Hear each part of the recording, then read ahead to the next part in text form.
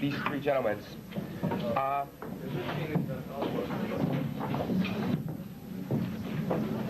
Another thing, if you do start a commotion and if you do get pretty loud, I'm going to have to ask you to leave. Thank you. To my left, to your right, is Rabbi Goldstein. He's a rabbi at Hillel. He's a director of Hillel right across the street. He's also an instructor at Los Angeles Valley College.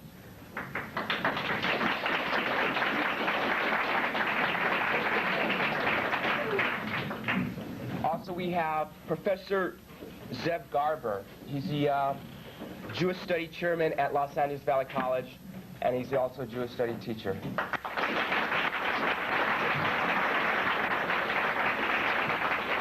And this also gives me great pleasure to introduce Dr. Rashad Dean. He's the West Coast Regional Minister for the Honorary Elijah Muhammad of the National Islam. He's also Associate Professor of Pan-African Studies at Cal State Los Angeles. He has traveled extensively throughout Europe and Africa, 2 times lecturing at South Africa, special guest for 2 years of the Uganda President Idi Amin. He has traveled 2 times to Israel, 4 times to Egypt, and 3 times to Mecca. Would you please join me in introducing Dr. Rashad?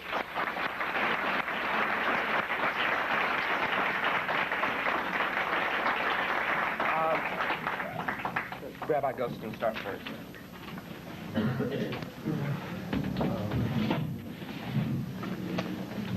Good morning. I'm concerned about all of you who have to stand in the back. Would it be any easier to, I don't know, maybe to sit up front or something? Okay. I am genuinely pleased to be here today.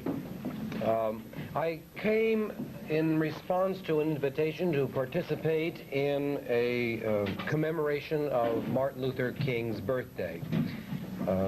This day has become an ever increasingly important day to all Americans who are concerned with the principles of justice and democracy and fairness to all people who live in America. Martin Luther King was one of the great Americans whose birthday deserves national attention. It deserves to be regarded as a national holiday, and I'm one of those who would certainly promote its establishment as an official legal holiday. I think that recalling the message of his life and the burden of his death calls all of us to work ever harder for increased appreciation of one another, for the gifts we have, and for the opportunity to make this country what it is meant to be, a country of freedom and justice for all. We were asked today to talk about who and what is the chosen people. That's a theological category. It's the chosen people doctrine is an article in the belief system of the Jewish people. It's a doctrine of belief which is important for Jews to understand, and I think it's important for non-Jews to understand as well. Let me be very, very clear at the outset. When Jews assert that they are a chosen people, as indeed we do, that is never ever meant in any sense that we feel ourselves superior to anybody. There is no sense in the Jewish people's chosenness doctrine, any sense whatsoever that anybody else is inferior. For us, what it means to be a chosen people has always meant a sense of mission, a sense of responsibility. Let me share with you, just before I go any further, some of the words that you can find in the Jewish prayer book. I think that the whole direction of Jewish self-understanding has always meant that Jews, as a chosen people, must work to eliminate oppression in the world, must work to raise the standards of justice, must work to express compassion for all underprivileged, for all people who are in need of help, to be part of the priestly people, the Jewish people, means a Jew must be philanthropic, must be compassionate, must be bound by the yoke of Torah, as we say. This is the way one of the morning services that Jews have in the prayer book begins. Of course, a lot of our prayers use Hebrew, but let me share it with you in English. The service begins like this. And now, O Israel, what is it that the Lord your God demands of you?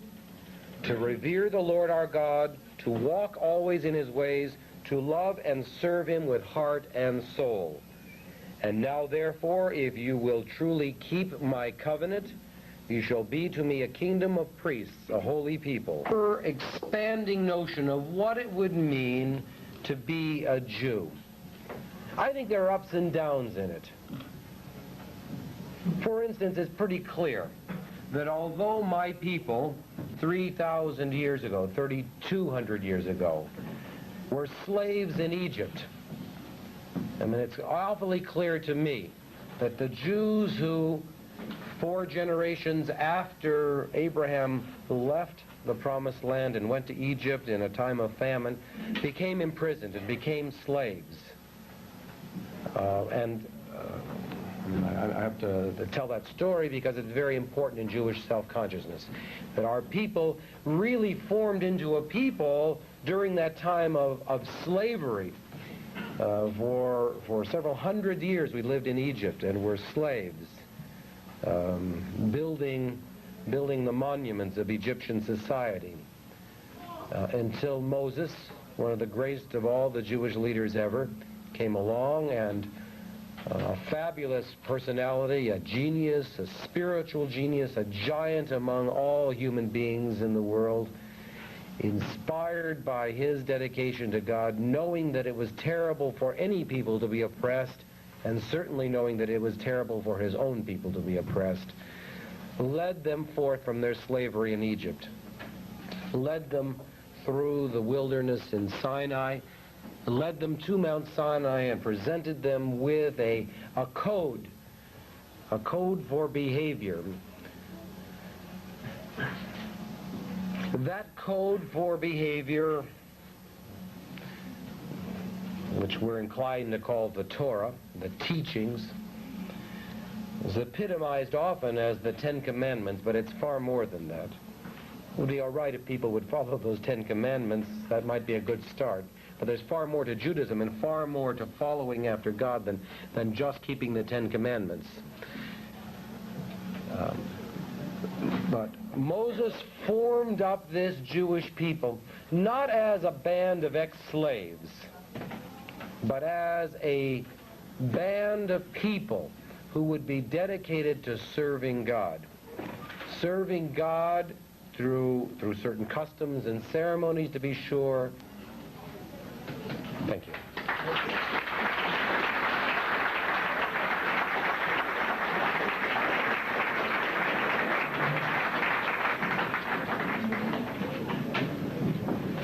Excuse me. If you have to leave, you can leave right now in between the breaks. 5 seconds. This is the last speaker. If you get out of hand, I'm going to ask you to leave. Okay, it gives me great pleasure again to introduce Mr. Zeb Garber.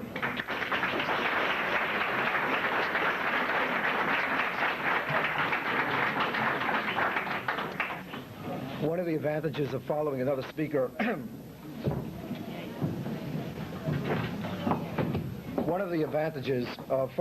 speaker who presents his opinion about a certain religious tradition is that I do not have to retrace some of the concepts that were presented in the name of Judaism, and consequently would have the freedom, as it were, to develop other notions which might not have been able to have been developed effectively in the course of a general presentation regarding the topic, Judaism as Jews understand that religion to be a chosen people.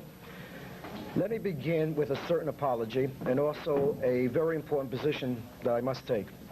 What you're going to hear for the next 40 minutes is one man's opinion about Judaism. What you're going to hear is one man's understanding of a religious heritage that flows in my very veins and in my very bones that goes back metaphorically 4,000 years. What you're going to hear in the next 40 minutes is only one person's understanding of a religious heritage to which he was born into, and also a religious civilization which this individual, namely myself, has chosen to have as my lifestyle until the day I leave this world. What you're going to hear is going to be a little disturbing to some, and what you're going to hear articulates, it might not be what you want to hear as representative of Judaism. I can only say in my opening remarks that this is my own opinion, these are my own feelings, and from that point of view, I would expect that you would respect what I have to say, for it's one man's viewpoints, one man's thinking process that's going forth. Rabbi Jerry Goldstein made reference to a significant holiday of the Jewish year referred to as Yom Kippur. He also made reference to a concept referred to as Teshuvah.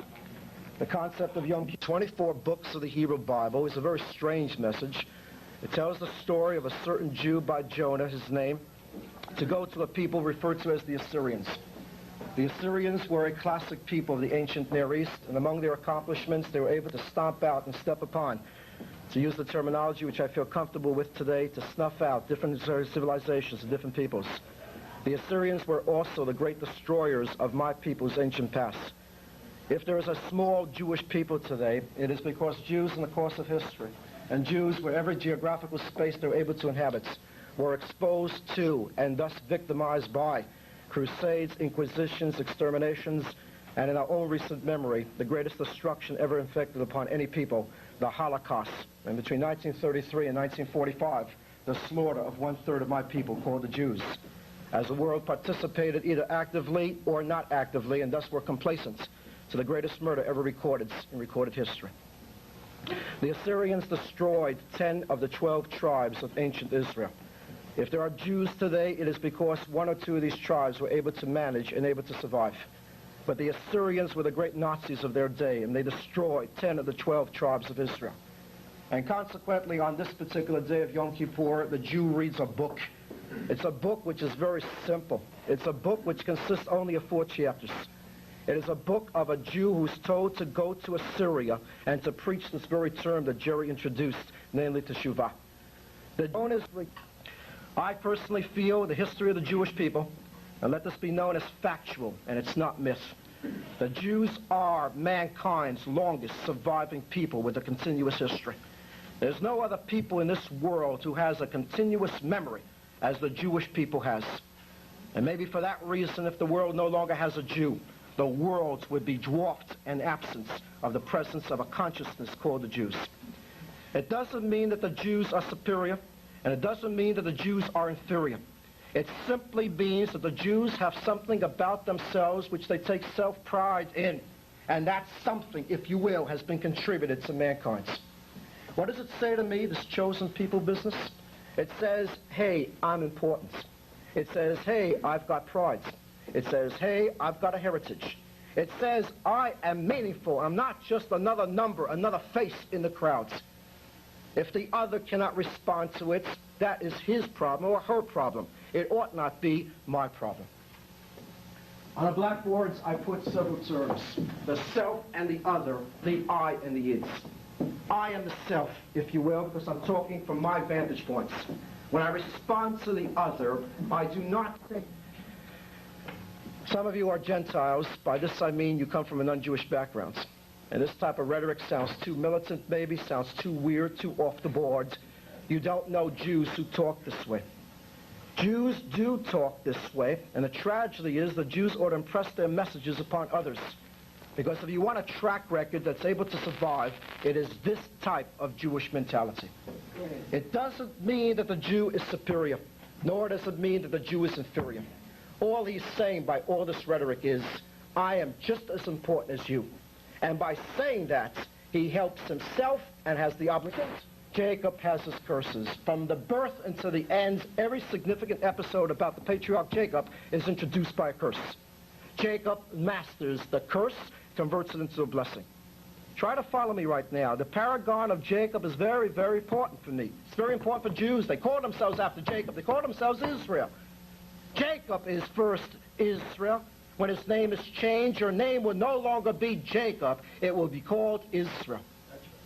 When Jacob, called Israel, occurs, you have to understand what happens. I'm not going to be scientific because I can't be scientific. But at the same time, however non-rational I might sound to all of you, Zev Garber is not anti-rational about the reference of the God of Israel.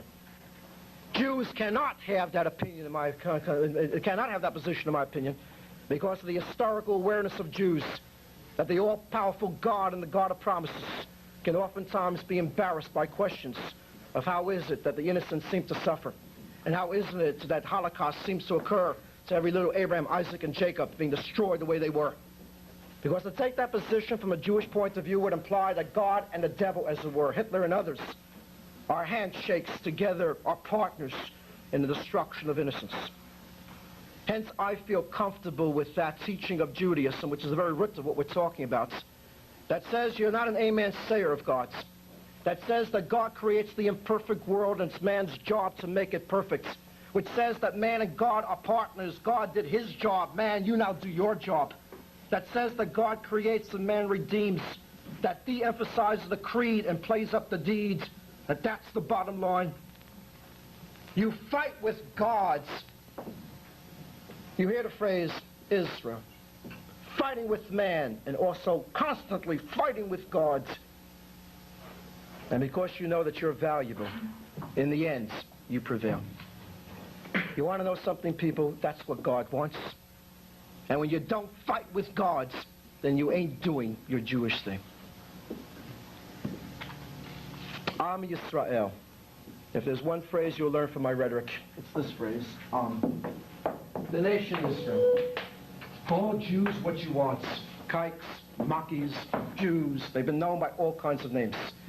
The one name that people, so to speak, aren't aware of, that is pristine, that is original, is this phrase transliterated into English as Am Yisrael. You are a nation, Israel. You're a people. You are the people that fights with man and fights with God. The word Am, dear people, if I write it in Hebrew, also spells out the Hebrew phrase together and with, togetherness. What is a Jew?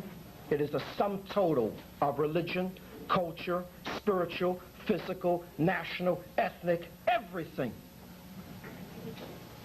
Togetherness makes Israel. And it's that unity of diversity, which is what I understand to be the chosen concept, and why Jews have the track record that they do. Jews are mankind's eternal people.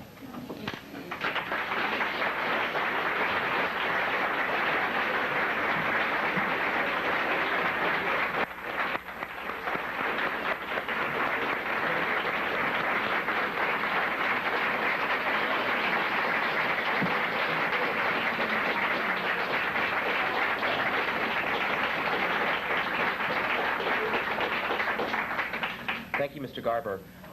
Just one point from my point of view, I would like to say, I hope people don't get the impression that this is a fight or this is a learning institution here, and we're here to learn from each speaker. So I hope you don't get the impression that this person's right, this person's wrong. So we're just all here to learn. So that's why I just want to make the point.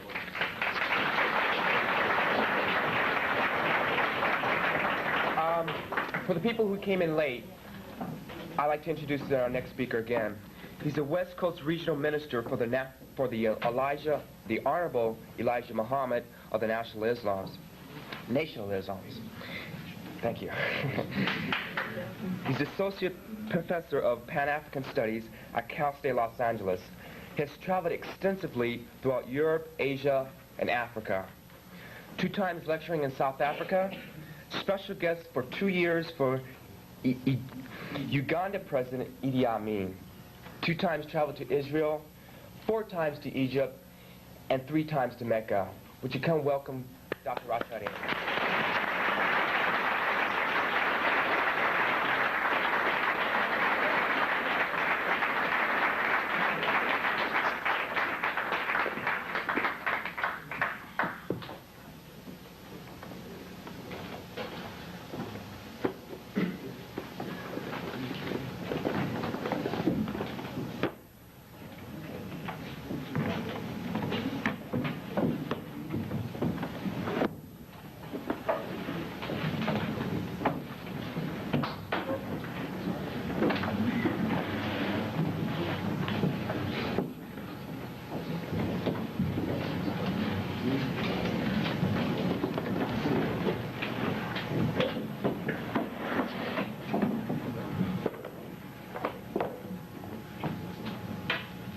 What's your name?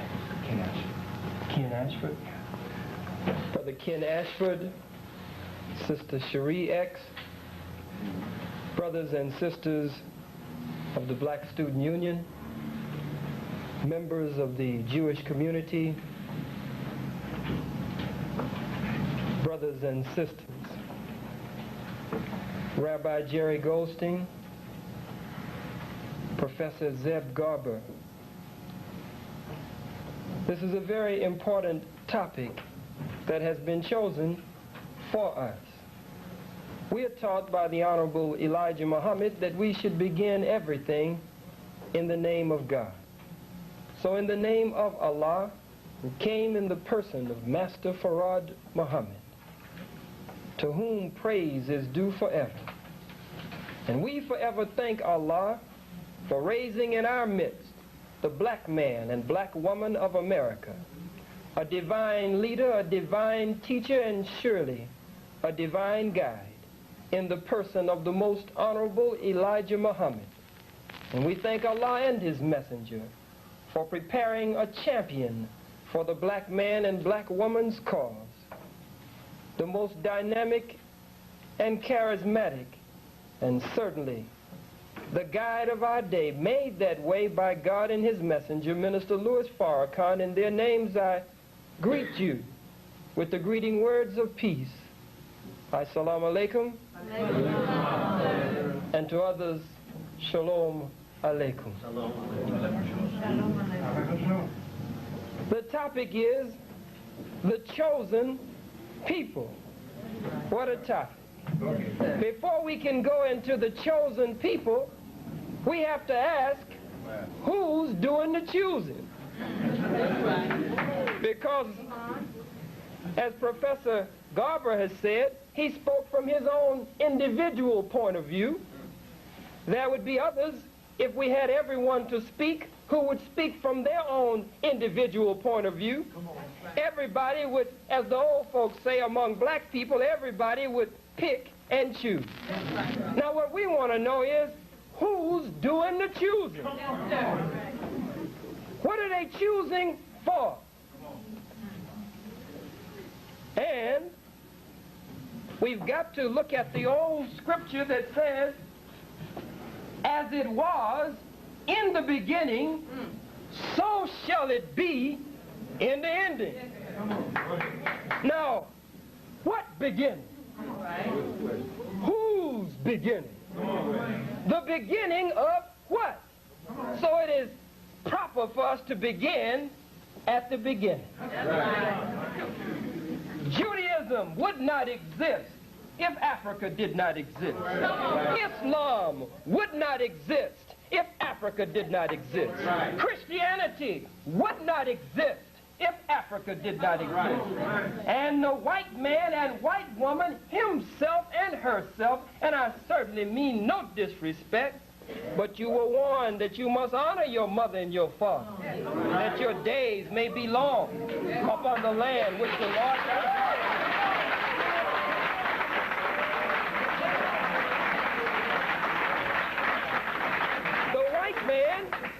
The white man and the white woman, be they Jew or Gentile, and let's get that mess straight before we even get started. Every Caucasian, every white man and woman who is not a Jew is a Gentile. Now let's take a look at it. When we study what is called etymology, the origin, the beginning, or the root of terms and terminology, isn't it interesting that the root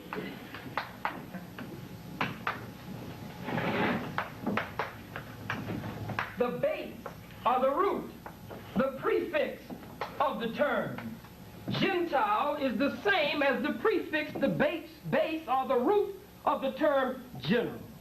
All white folks who do not ascribe and believe to the tenets of Judaism are considered white folks in general. They're considered Gentiles. I mean, there's no question about it. Now, let us proceed. Since we've got that out of the way and got that straight.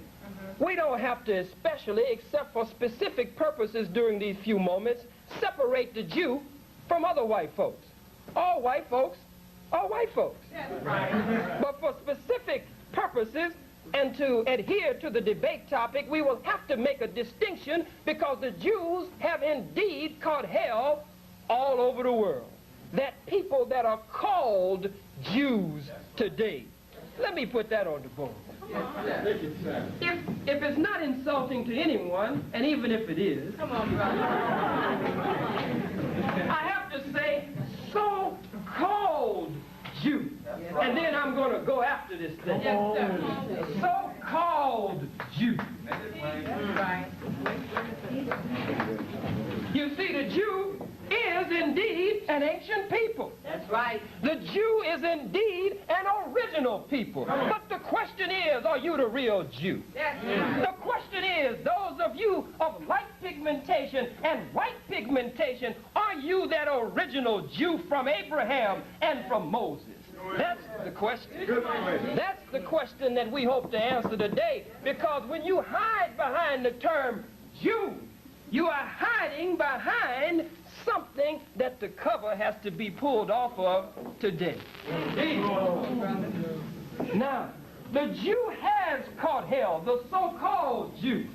The white Jew has caught hell all over the planet Earth. No one can deny that. But now the question is, why has the white Jew caught hell? The Honorable Elijah Muhammad, under the searchlight of truth, shows us why the white Jew has caught hell. He teaches us that the white Jew has caught hell because you represent that group or that circle of people who adhered to the laws and the teachings and the customs that Moses brought to you. That Moses actually gave you a sense of civilization. Moses actually gave to you a sense of culture. And Moses actually gave to you an edge on the rest of the Gentiles. Your adherence to what Moses taught you puts you out front. And when you're out front and the spotlight is on you, you meet with the anger, the resentment, the jealousy, and the scorn of your other white sister and brother. Right. Who is this chosen people? What beginning can we ascribe to them?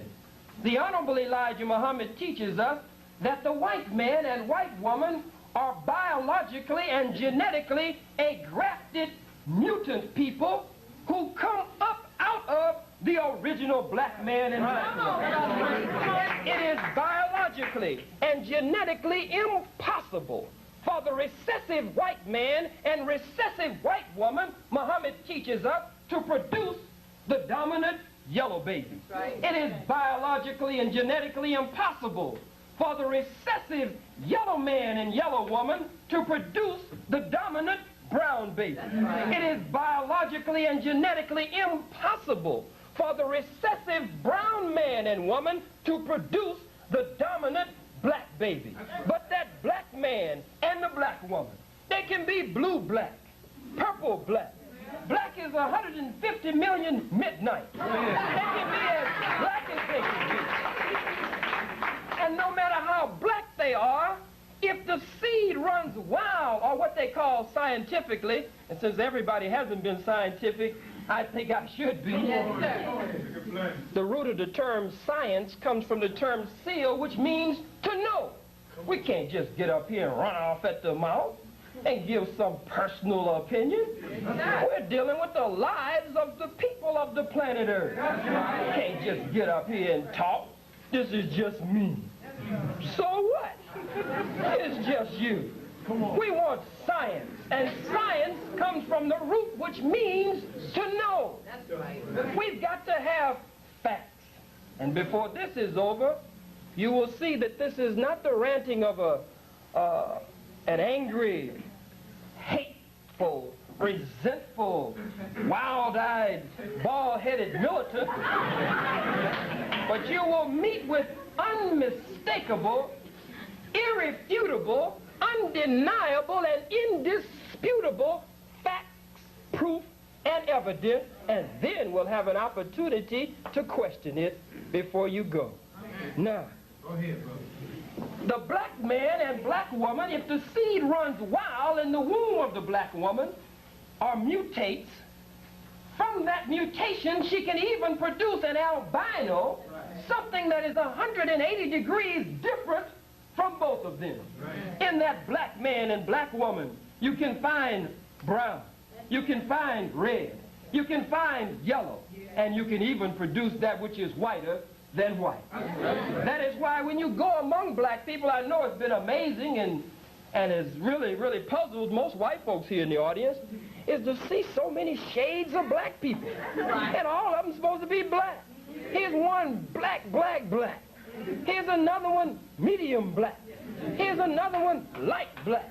Here's another one teased and tan. Here's another one caramel brown. Here's another one that's bright, as they say, damn near white. And another one whiter than that. Here comes another one with blue eyes. Here comes another one with green eyes. Here comes one with brown eyes. You say, wow, these people, they look like everybody. Why do these black people look like everybody? You can go among the black people and you can find the likeness of the Chinese there. You can go among the black people and find the likeness of the Japanese there. You can go among the black people and find the likeness of the European among them. Why is this? Because the black man and the black woman are absolutely the original people of the planet Earth. We are indeed your father and your mother. And you would not be here if it were not for us. It's fitting that this be done on Dr. King's birthday, because we love Dr. King, and we love the work that Dr. King did in sincerity. But Dr. King was wrong, and we must assess his wrongness in its proper light. Another subject for another time. Dr. King would not have agreed to what you're clapping to. And you know I'm telling you the truth. Dr. King held hands with the so-called Jew, or the white Jew. And we want to see if what the rabbi said is indeed true, that the Jew has actually worked with us, marched with us, held hands with Jesse Jackson, held hands with the late Dr. Martin Luther King, held hands with the Urban League man, Vernon Jordan and Roy Wilkins, and how the Jews have supported black causes. We suffer like you. We've been persecuted. We understand the black people's plight. I want to hold my point. No, you have a question at the end. Just a second. What's fair for everybody?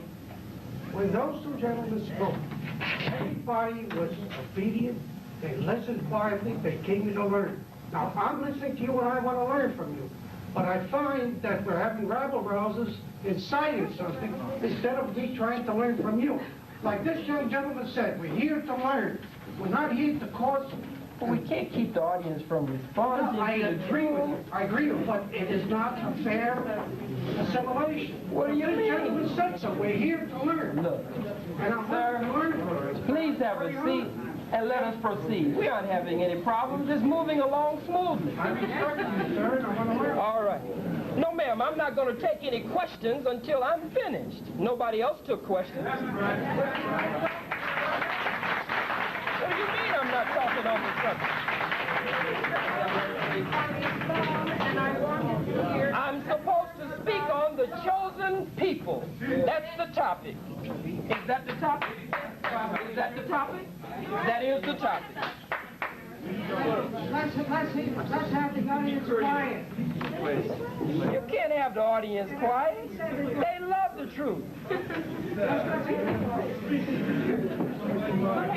Respond if you choose. The Jew, the so-called Jew, is not used to losing and never wants it to appear that there is superior knowledge on the scene. Never.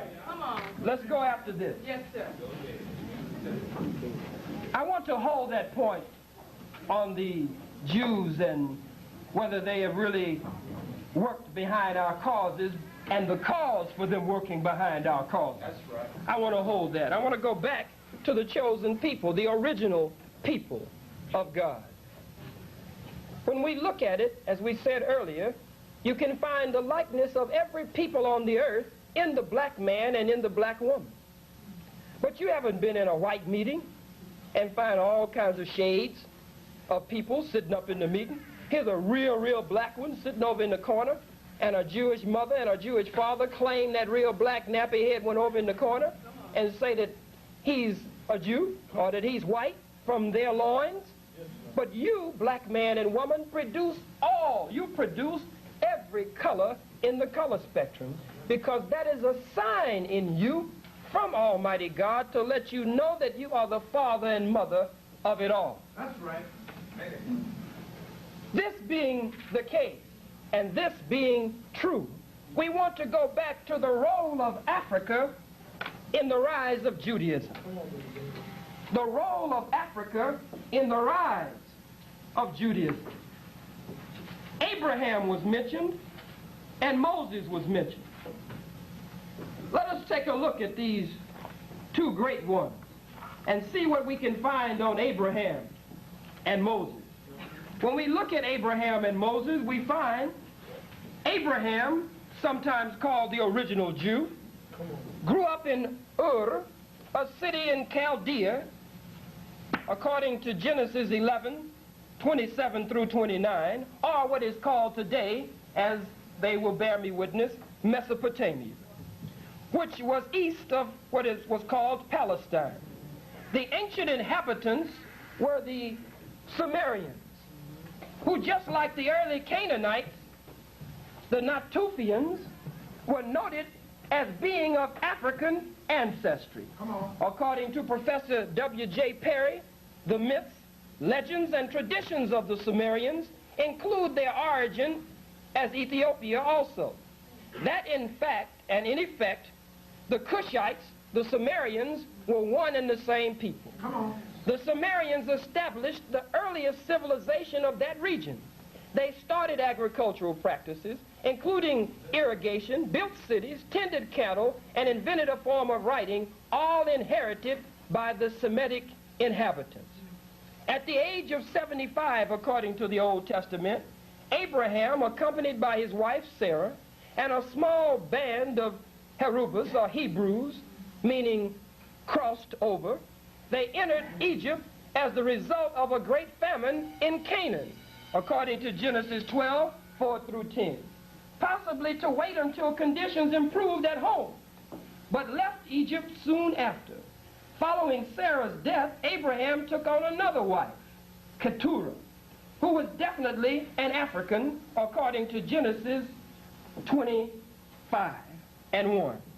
And the children of that union, Zimran, Jokshan, Medan, Midian, Ishbah, and Shukah, must have been African in appearance, if this his child by Sarah, Isaac also.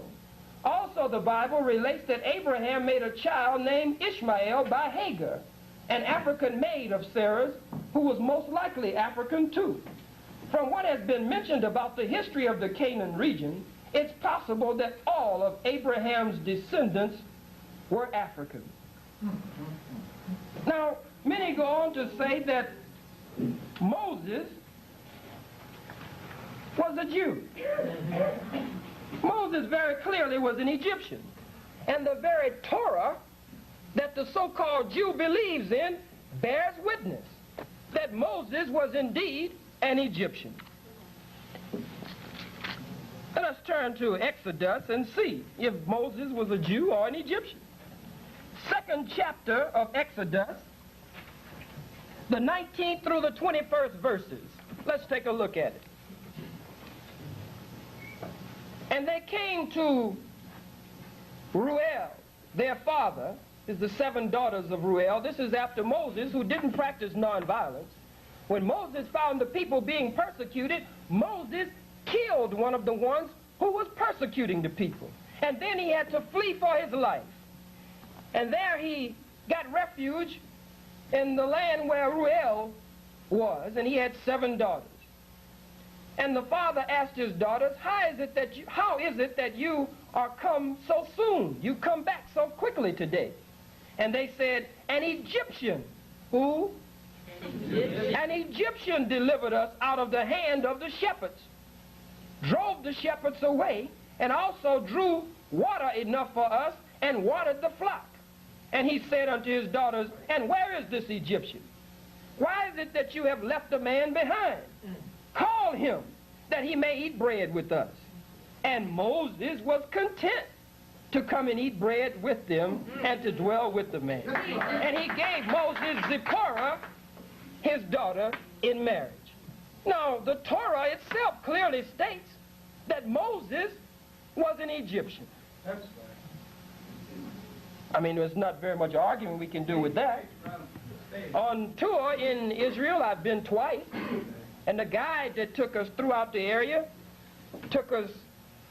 showed us different busts and statues of Moses, and there where they keep the Dead Sea Scrolls, right in that vicinity, and showed him as a very dark bronze complexioned man. And I asked him specifically, I say, do the people of this land respect Moses as being black? He said, yes, it's common knowledge. They respect him as being black. Then we have another scripture that says Moses was fearful that he could not meet Pharaoh, that he was not eloquent enough. So the scriptures say God told Moses to take his hand and stick it in his bosom. And then Moses took his hand out of his bosom, and it turned as white as snow. And then it said God told him to stick his hand back. And he stuck his hand back, and it turned back like it was at first, which means it was other than white as snow at first. But let's move that to the side for a second. We want to go back to the origin of this. The Jews, as they are called, the original Jews that were in Egypt, were no doubt a people of African descent and African origin. Now, whence came this Johnny-come-lately Jew? Where did he come from? When did he come in the picture? He is a European who, after the grafting process took place in the Holy Land, was driven. Where's the chalk? We ain't got no white chalk. Everything white running nowadays. We got some yellow.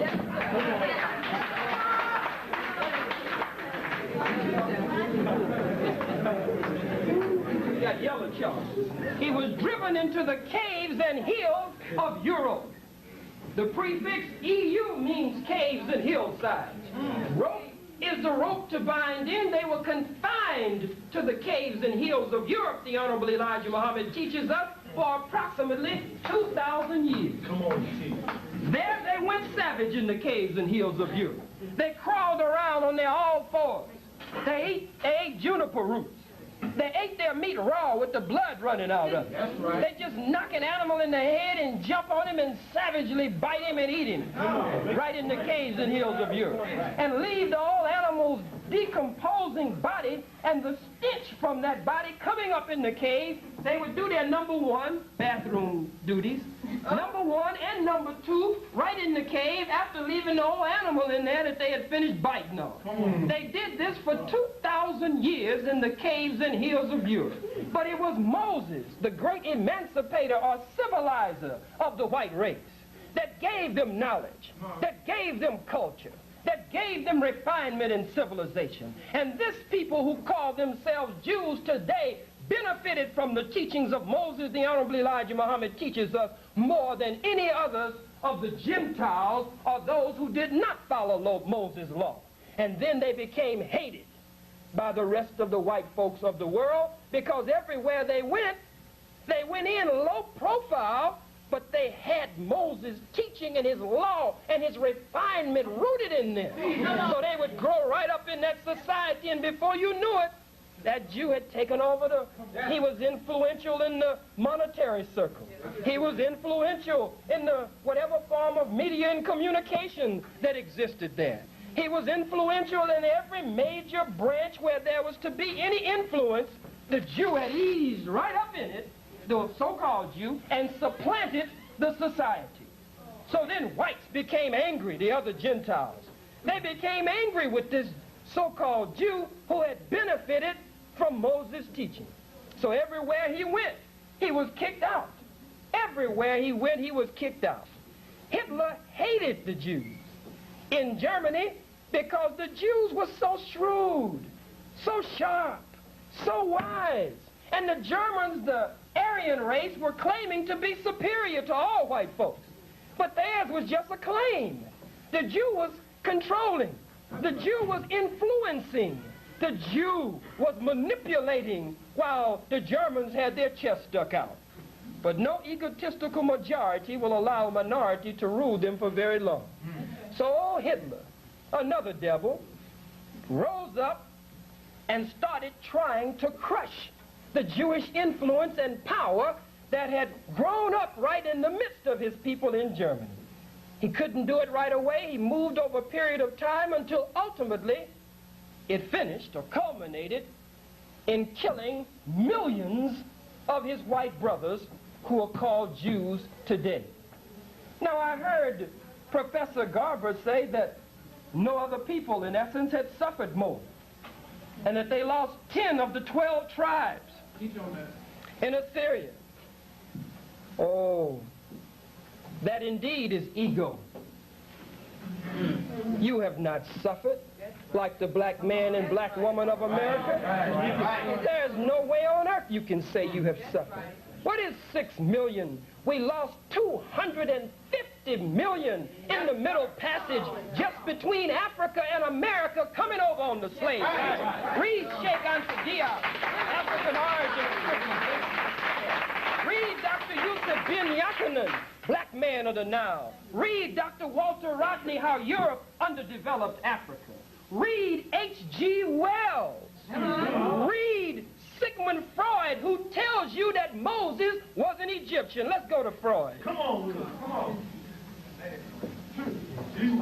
Go ahead. First, the noted Egyptologist James Breasted pointed out that Moses' name was not Hebrew as conventionally accepted, but it was an Egyptian word, Musa or Mosa or Mose, meaning child or boy son, to which a prefix of a god's name, no doubt, had been attached and lost over the years. Both Sigmund Freud, in his book Moses and Monotheism, and Howard Fast, and the Jews agree on the Egyptian origins of this name. To begin with, Freud says, and to begin with, James Breasted says, the circumstances of his birth as portrayed by the Old Testament, really betrayed, are pure fantasy. Exodus 11, 1 through 10.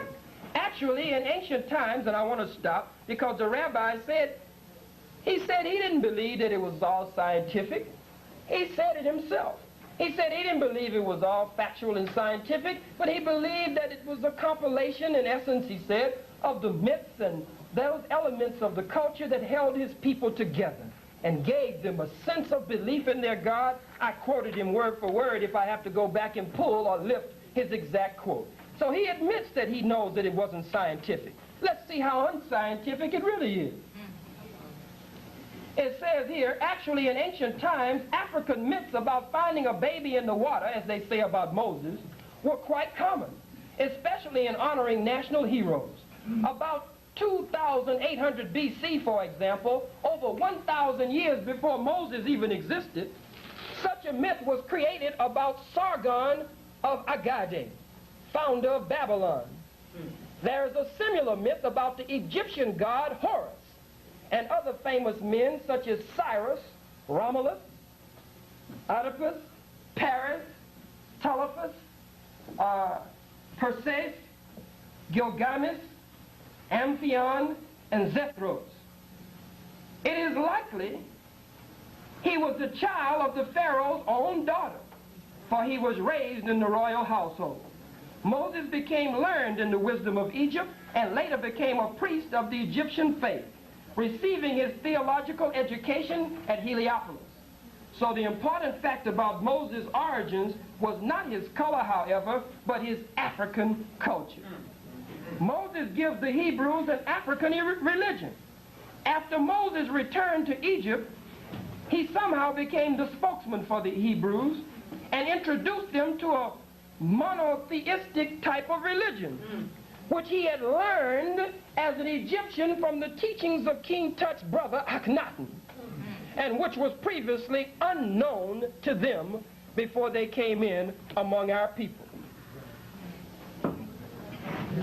The miracles and other Exodus phenomena could also be drawn from old legends in Africa about the sun god.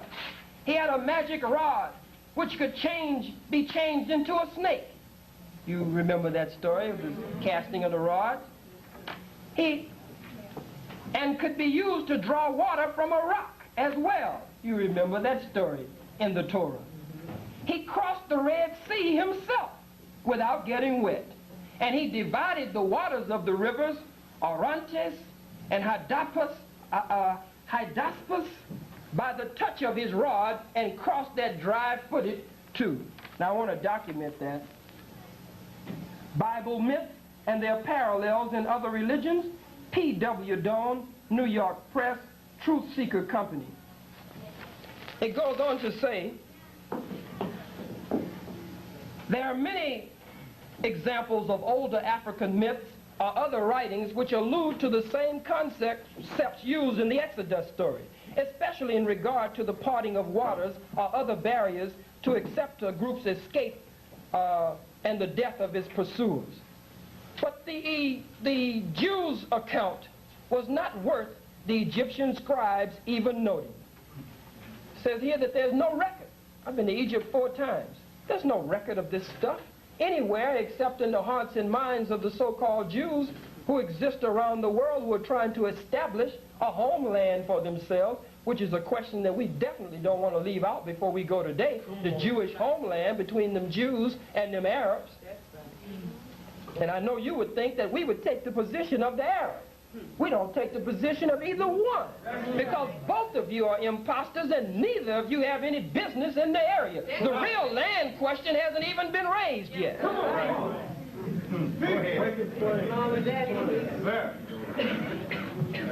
I see the audience is thinning out. See, I don't know who chose this topic, but we came not to be disrespectful, but we came to fight with truth. Because you have lied to black people too long. Right. So I didn't wear any gun or anything. None of the brothers wear any guns. We don't have any weapons. Right. We didn't come to shoot from the hip. We came to shoot from the lip. Come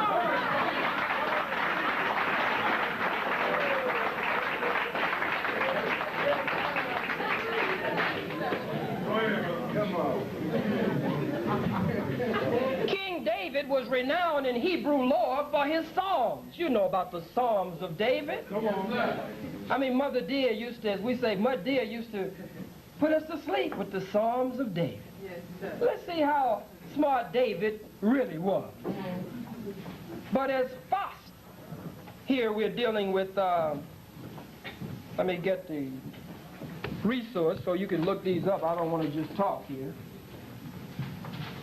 Give me just a second. Oh, here we are. The Jews, Story of a People by Faust. F-A-S-T. Some would say fast, but it's Faust. Faust points out here that King David was renowned in Hebrew lore for his songs. Sheikh Anta Diop in African Origin of Civilization, Myth or Reality talks about it also. And we also get glimpses of it in Dr. Yusuf bin Yakinen, who is professor of Pan-African and African Studies at Cornell in New York.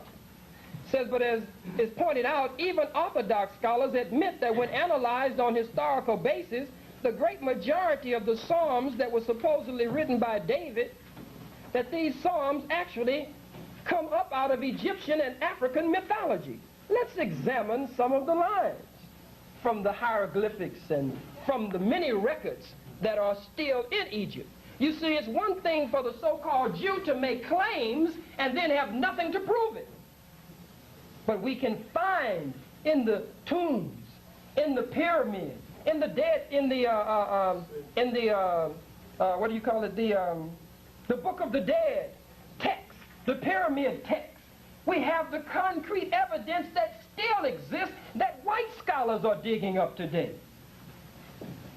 From the walls of the text of Egypt, still there for you to go and examine, where it says in David's so-called psalm, the Lord is my shepherd, I shall not want. You remember that one, huh? Let's see where he got it from. The Egyptian god Horus was lauded as the leader of the flock and guardian of the fold, because he represented the first who rose again from the dead. Uh-oh. We even got a resurrection story here.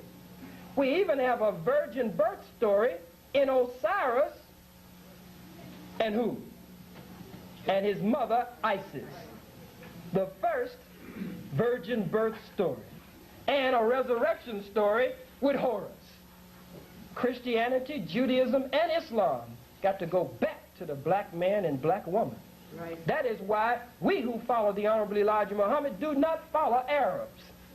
When we say Islam, we mean the nature of the black man and black woman at a time when there were no religious labels. Our nature is what we're dealing with. There were not labels until this new people, white people, came on the planet 6,000 years ago. Then prophets started.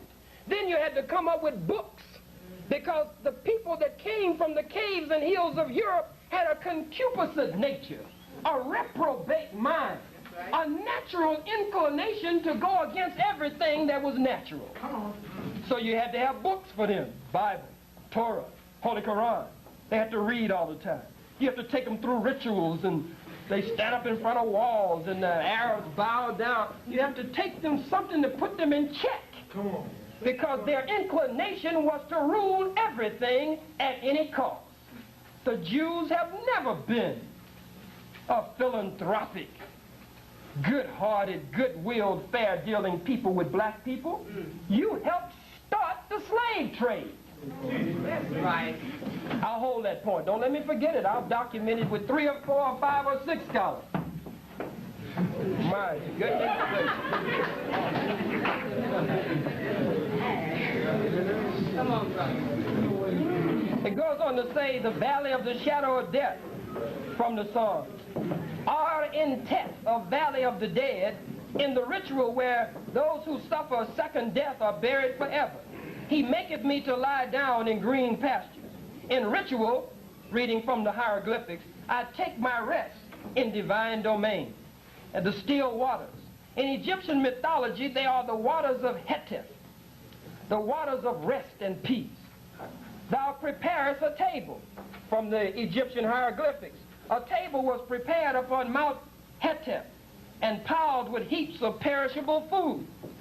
The house of the Lord is designated by speaker in ritual, the mansion where food is produced for me, the mansion lifted up by Shu, the paradise of Am-Kemen, all coming from the hieroglyphics. The paths of righteousness. 2 paths led up to the mansion called the double path. He restoreth my soul. From the hieroglyphics it reads, my soul is with me. Now, it goes on to point out that many of the other Psalms of David, the 104th and others, that Akhenaten, when you study the scripts of the Psalms that Akhenaten wrote, who's of the 18th dynasty of Egypt, that you can copy directly from Akhenaten and put the Psalms of David right next to what Akhenaten wrote hundreds of years before David existed, and it's like it was just plagiarized by our people who came in and read and studied among our people and started a religion in the midst of our people right in Egypt, right in Africa. Right. There are many others. Solomon's Proverbs. It goes on here to compare Solomon's Proverbs with ancient African and Egyptian writings and gives you examples, a whole page of them, of what Solomon said in his Proverbs and what you can find concrete proof of still there in the text of the pyramids and the text of the Book of the Dead and others throughout the Valley of the Kings. I have 10 minutes. But I'm going to have to stop this for a second and go into something else. Why do the Jews always pretend to back black organizations? Why? Because the Jews have used black people as cannon fodder, have pushed us out front, on the front line, to fight for things that they wanted in America. So they backed Negro organizations, not black organizations. They backed Negro organizations. Negro, when you study the etymology in Greek and Latin, means dead. They backed Negro organizations and Negro leaders. Dr. Martin Luther King, SCLC. I mean, we've got to tell the truth. Let's look at it. NAACP, according to Dr. Ben Yakunin of Ethiopia, who knows quite a bit about Judaism. In fact, his whole family grew up and is a Falasha Jew, but he teaches at Cornell. He says the NAACP and Urban League were owned by Jews in the first place. The NAACP was created by Jews, the Spingarn brothers, Joel and old Arthur. And they ran it until one of them died and the other one retired. Then it was turned over to another Jew, a cousin in Boston. And he later resigned, and then it went into weakly the hands of some blacks. So in answer to your question, any black organizations that Jews have primarily been in, they have and were in the controlling position because they controlled the money in it. All right, I want to cover just, I've got to really jump here now. Take your time. No, I can't take my time.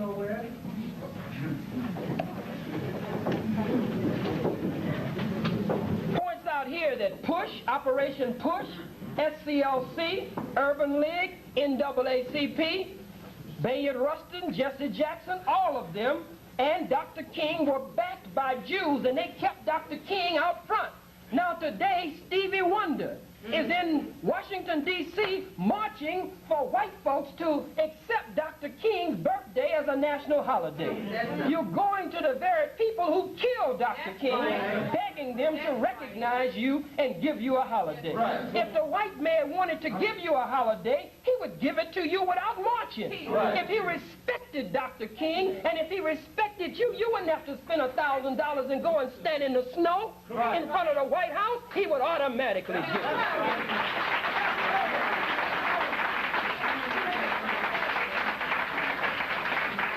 Our image on TV greatly harmed by the Jews. The Jews control and influence NBC, CBS, and the major networks.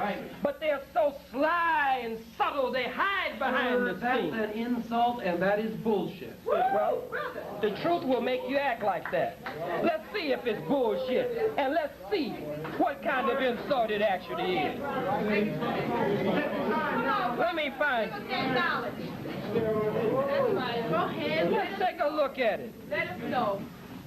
They say you can tell that when you throw a rock in a crowd of dogs, the only one that hollers is the one that get hit. That's right.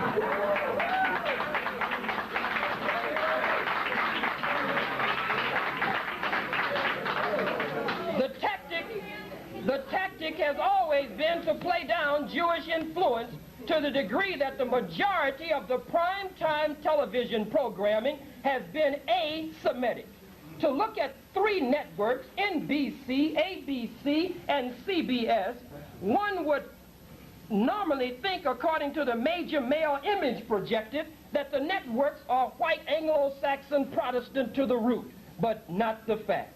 The most known and respected images of the airwaves are Walter Cronkite, Eric Sevareid, David Brinkley, John Chancellor, Harry Reasoner, and Howard K. Smith. Only until very recently has a Jew been able to break into the elite anchor seat, and she is Barbara Walters, known more for her womanhood in a man's occupation and for her $1 million salary than for her Jewishness. Stephen D. Isaacs has pointed out. Able as they are, the Cronkites, Chancellors, and Smiths have served as an emphasis for the historical accident that all three commercial networks grew up under brilliant Jews.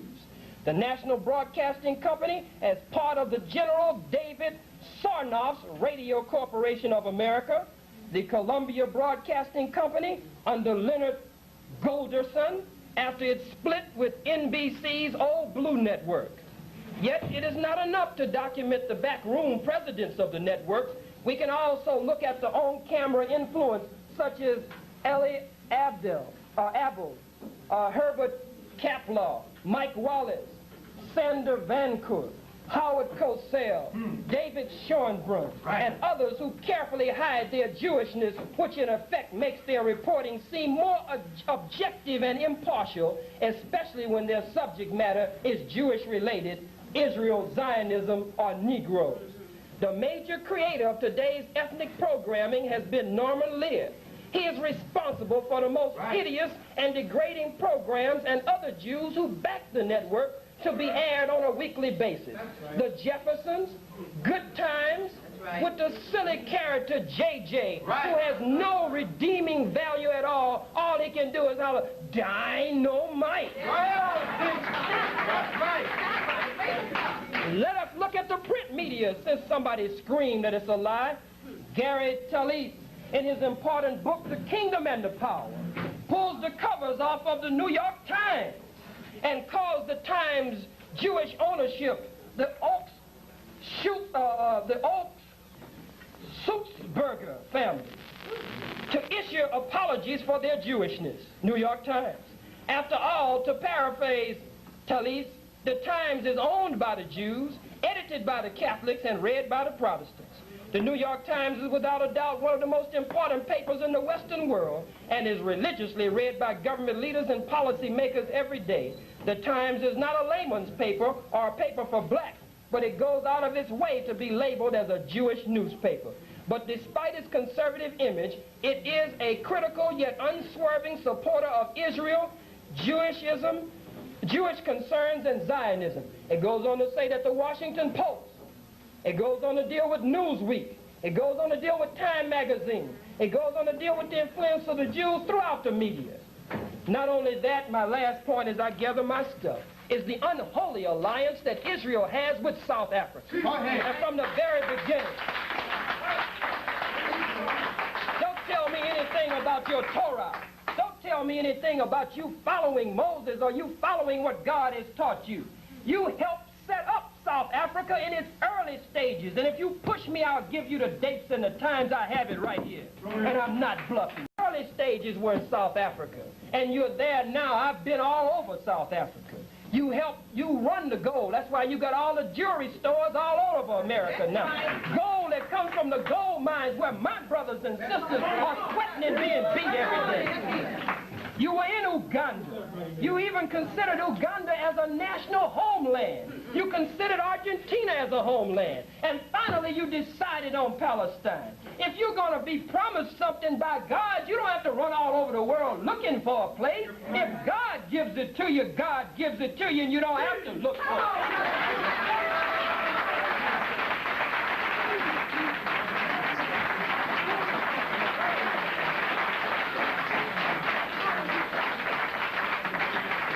You can't make any excuses for Jacob wrestling with the man of God.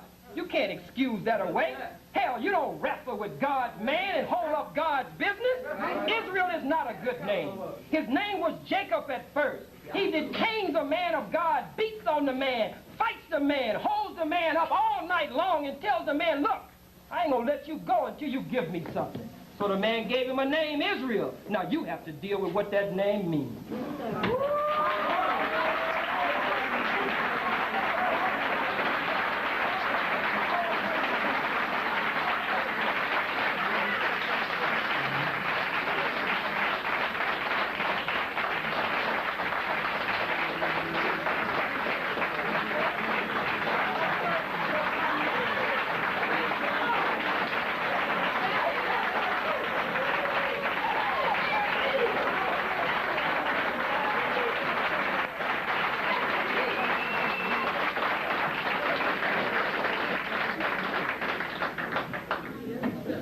Thank you. Now, we will be having question and answering period. Yes. After the question and answer period, each speaker will have a summary to summarize the whole thing. If you have to leave, please quick now. Okay, shown right there. Can you wait. Can you make it?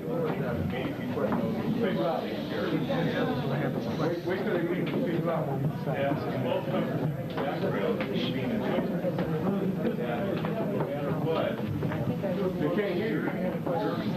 Your background is your background. What is guy thought of the Jews?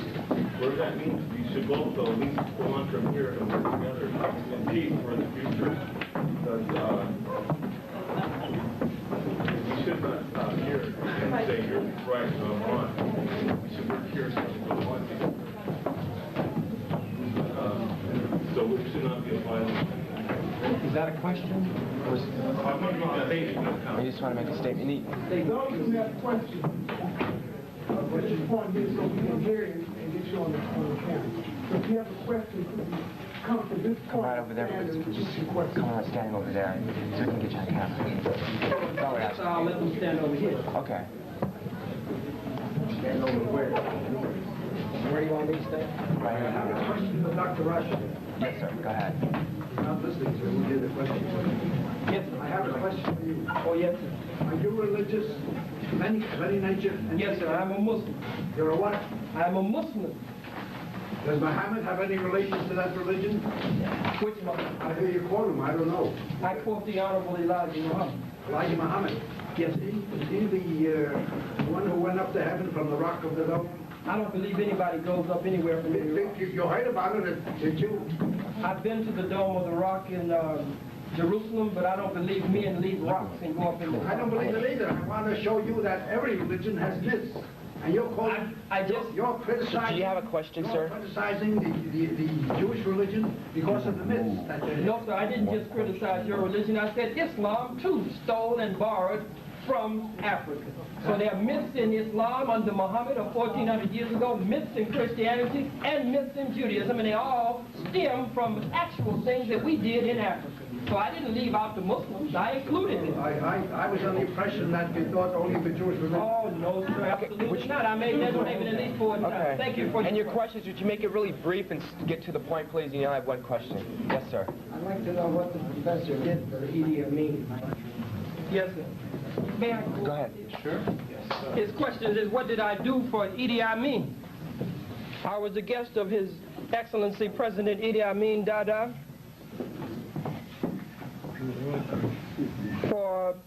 on 2 occasions. And as guest of President Idi Amin, I did fact-finding and research throughout Uganda. I found out that the Jews had set up a stronghold in Uganda and was sucking the blood of black indigenous people of the Ugandan area, just like you do in the ghettos and reservations all across America. I found the businesses that you own. I saw the mansions that you own bigger than this building.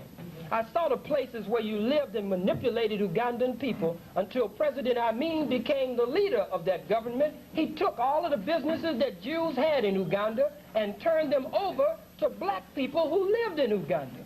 Now, if I came into your so-called homeland, Israel, and brought a bunch of black people with me and took over all of the businesses in your country and misused and abused your people, you would be within your right to run me out of that country. So President Amin ran all Jews out of the country and Asians and said if you were not a citizen of Uganda, you couldn't own any property anywhere in Uganda. How many did he kill? I don't know how many he killed, but I'm sure he had to kill somebody. How many has the white man of America killed?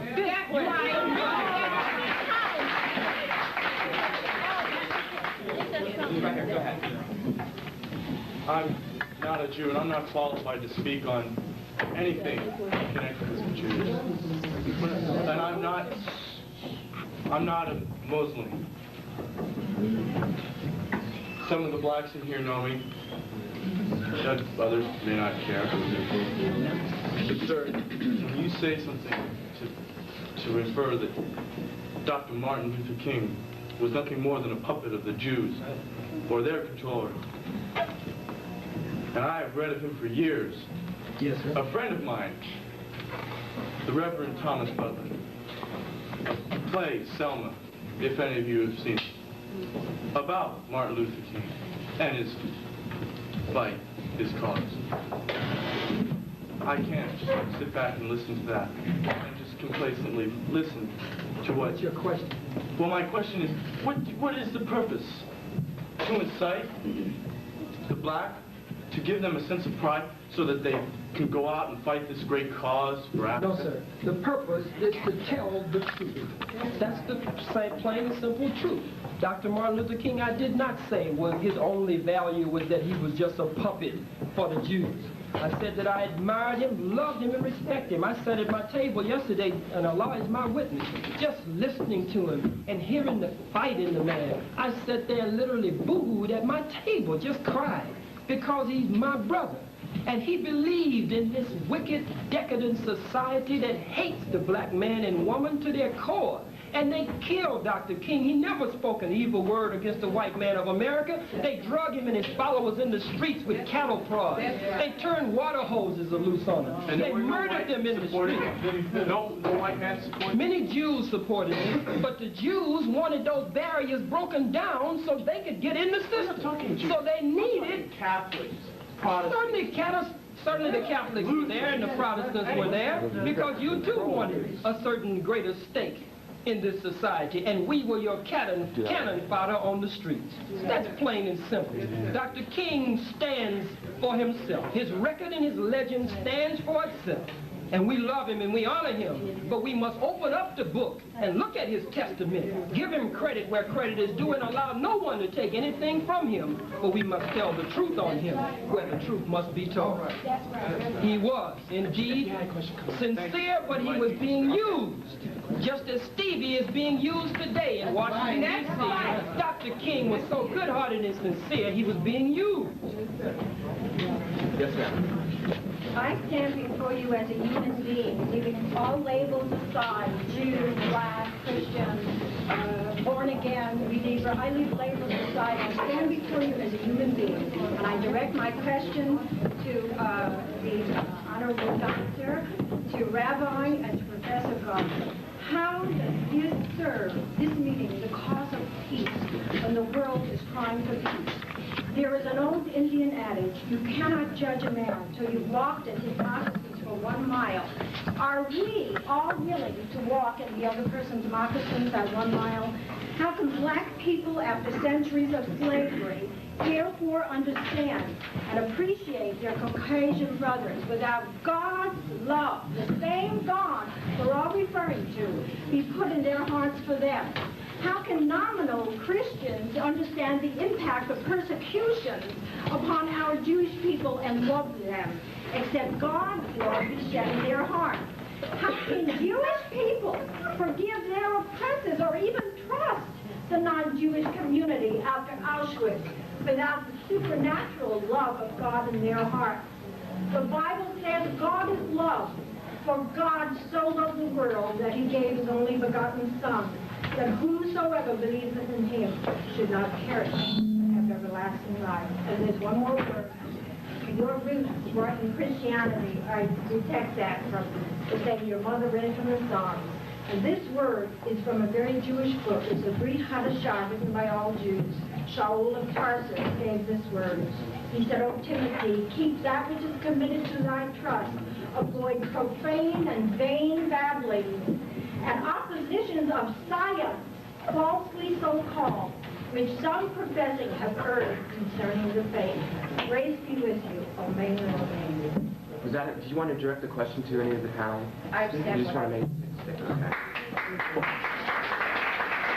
If you have a statement, but you make it brief, and also when you have to make a question, make it brief. I'll make it very Right on, brother. Go ahead. Why is it that when our brothers or man here states a fact and we get aroused or we are very enthused about it, why does the white man get up and say that it shouldn't go about because of the mere fact that no one got aroused when this man spoke, and everyone got aroused when this man spoke, and everybody wants to get up and walk out? I want to ask you this, why?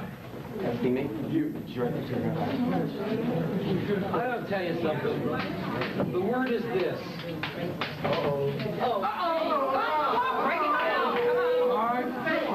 That's the ugliest, dirtiest concept alive in this world. I can't stand racism. I reject racism. I reject racism when it comes out of the mouth of a white man or when it comes out of the mouth of a black man. To say that anybody is anything because he's white or brown or black is stupid, ugly, and sinful. The most disturbing aspect of this discussion is not that we talked about how people choose, but how they're stuck in racism. I am infuriated today. And I want to tell you, you're asking a question. Why do people leave? Yeah. I'll tell you why people left today. They left because they smelled racism here. They smelled black people who are setting blacks against whites. And I'm hurt by that. I came here in a spirit of cooperation. I came here in a spirit of love. I came here in a spirit of openness. I wanted to hear, but I was called a so-called Jew. My Jewishness was taken away from me. Dr. Rashidin, please listen to me, because I don't want you to ever do this again. Don't you ever call me a so-called Jew. I'm a real Jew. I know who I am. I'll define who I am. I understand what I am. I'm a real Jew. I choose to be a Jew. I choose to follow God as I understand it. I choose to reject racism. I choose to promote justice. I choose to work with blacks. I still choose to work with blacks, because I want to make this world a better place. I reject the notion of blacks standing against whites. I insist that blacks and whites stand together to make this world a place where we can live. I smelled here racism. Racism coming out of the mouths of blacks against Jews. I was called a so-called Jew. I was not accepted in my authenticity. I was not accepted as a real person. I was mocked and mimicked. Vivant this. I don't talk vivant. I don't talk with a Yiddish accent. God damn it, I talk good English. And respect me. That man said, why did black people walk out of here? They walked out of here because they suck. Pardon me? You're very upset, Rabbi. You're darn right I'm upset, because I came in the spirit of Martin Luther King. I came because I respect people and care about people and dedicate my life to making this world better. And I see people here who have not heard the beauty of Martin Luther King, but see Martin Luther King as some kind of a puppet. You know what he was a puppet of? He's a puppet of God. He's a puppet of his commitments that he chose freely. He's not a so-called Christian, he's a real Christian. And he's not a so-called black man, he's a real black man. And he's not a so-called human being, he's a real human. Rabbi, may I ask you a question? No, I think I've heard quite enough, and I think I'm going to leave. I don't blame you.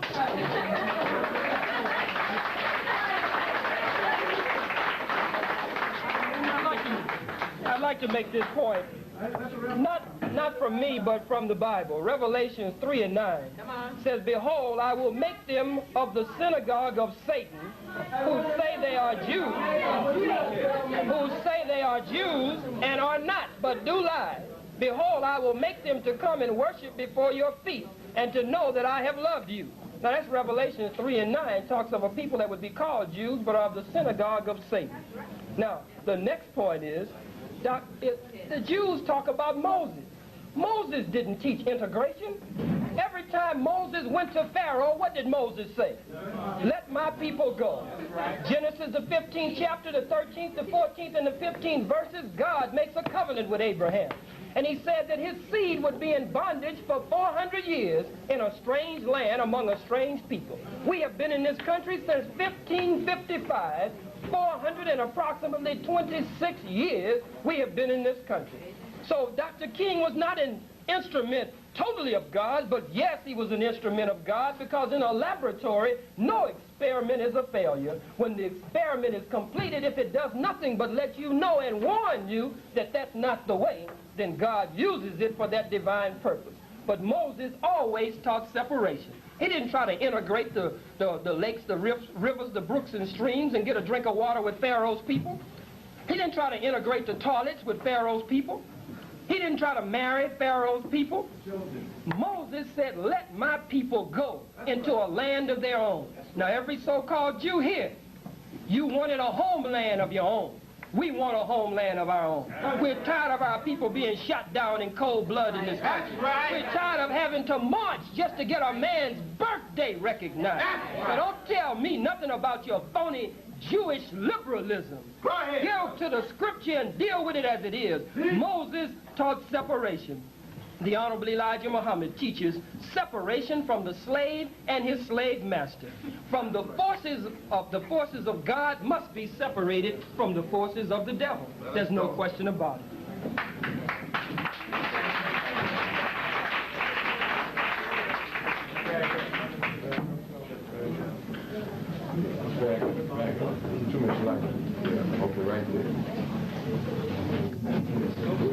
I just wanted to direct my question to Mr. Rashidin, where Zev Garber stressed that people of the Gentiles were neither inferior or superior to Judaism. How do you to Muslims? Do you consider them inferior or superior to Gentiles or anybody else? I'm sorry, I didn't know you were directing me that. No, I'm sorry. Where Mr. Garber stressed that he didn't consider anybody of the Gentile race inferior or superior to him, being a Jew. How do you consider the inferior as being a Muslim? I'm really sorry you asked me that question, because the whole thing of the chosen people, as I heard the rabbi say when he first spoke, is that it is not a thing to be proud and boastful. I've been strong in the manner in which I presented it because we're fighting such strong forces that have been heaped against black people for hundreds of years, and indeed thousands of years. So that is why I was so strong in delivering and presenting such cold, hard, painful facts. But when you're chosen by God, it is nothing to be proud and pompous of, because God chooses you for divine destiny and divine responsibility. And he chooses you, and that puts a great burden on you to begin to clean yourself up, purify yourself, and refine yourself as a divine instrument that will show forth the God's power to the rest of the world. So that is the burden that is on the black man and black woman, who the Bible, just a quick point, has said that he would choose the most despised and rejected people. We are the most despised and rejected by everybody, and we have been made to even hate ourselves. It says he would take those who are last and make them first, and he would take those who are out front and bring them to the end. He would make every valley exalted and bring the mountains down. And it says this throughout the scripture. So your question asking me, do I feel superior to other whites in addition to the white Jews, and my answer to you would have to be one in humility, and that is that we are no more than what God has made us and what God is making us, and if indeed that turns out to show us to be his choice and the ones that are to be divinely exalted with a rendezvous with divine destiny, then we have to accept what God has put on us. Thank you.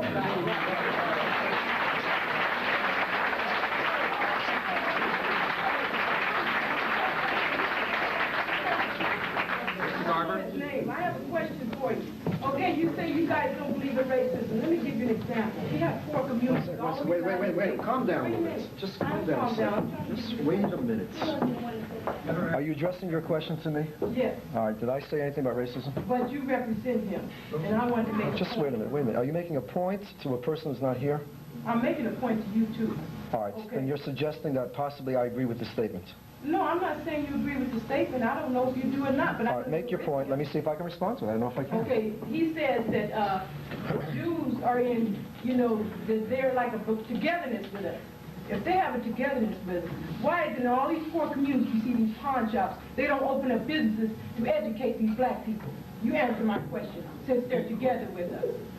That's what I never could figure out. All right, dear, let me perhaps put the thing on the other side. I respect the person who followed me on this podium here. We spoke before we even came together, Dr. Rashidin, and I spoke. We kind of understood where we were going to come from. It was his feeling that since he was a guest to the campus that he ought to speak last to get the rhetoric, from the rest of us, etc. I was not at all prepared for some of the remarks that were heard. I know how some white people, because the question was asked, why do they leave? When you speak, Garver, they all seem to be here, they get excited, but the minute this man comes and speaks, all of a sudden they get threatened by it. Those of you who are black, and that's the majority of the audience right now, and let me perhaps take a few moments and I'll get back to your points. You probably are going to find something which is unusual experience. Most white people don't know how to sit with blacks, and most white people don't know how to go to a black church, and most white people certainly don't know what it is to come in contact with a black Muslim type of rhetoric. Consequently, where the black Muslim rhetoric is extremely important and very proud and very this and very that, for most white people it is extremely threatening.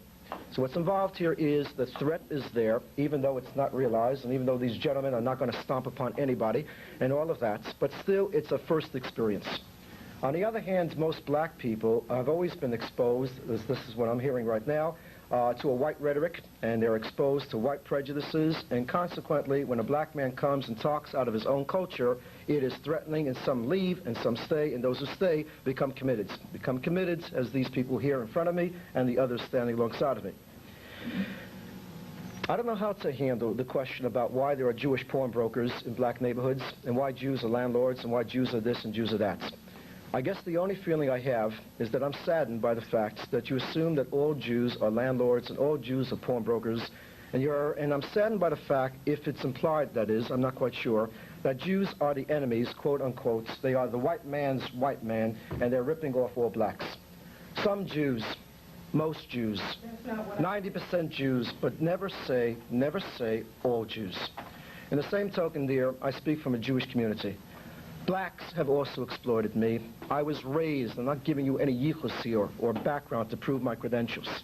I've got scars on me that most of my students are not aware of. I survived the streets of the East Bronx, where probably 95% of the gang called the Prospect Boys are dead now. I survived because of a principle, maybe it's for my parents, maybe for some else. The black and Puerto Rican members of my gang, if you will, which I was part of, and stomped upon because I was a Jew, in a sense are probably dead right now. They're not really survivors. I can't speak for others. I told you this at the very beginning. You're going to get one man's Judaism. You're going to get one man's feelings.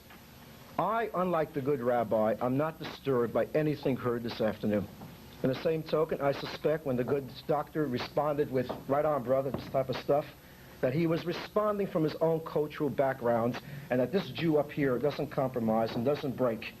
I told you before, and I'll tell everybody here again, and now it's mainly a black audience. You didn't understand. Honey, I'm not finished yet. Let me just finish my statement. I do not bend. If I disturb some of you, I think that's your problem.